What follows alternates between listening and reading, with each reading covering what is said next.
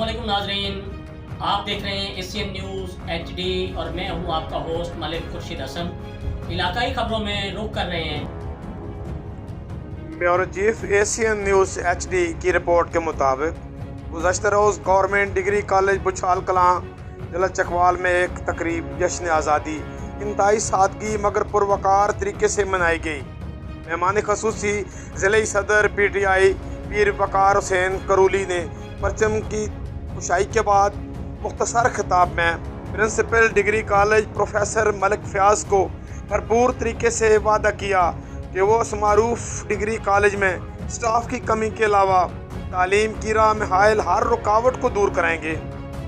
मेहमान खसूसी ने बाद अज़ां पौधा लगाकर शजरकारी मुहिम में भी हिस्सा लिया।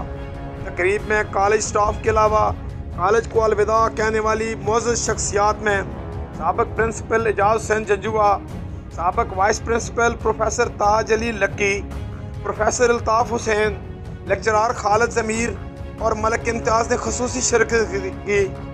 सहाफ़ियों से गुफ्तगू करते हुए मेहमान खसूसी पीर वकार हुसैन करूली ने कॉलेज इमारत और नए प्रिंसिपल मलिक फ़याज़ की लगन को सराहते हुए कहा कि मुझे उम्मीद है कि अब कॉलेज नुमायां तरक्की करेगा। कैमरामैन ज़ुबैर मलिक के साथ Malik Nasir Qamar, bureau chief Chakwal, Asian news.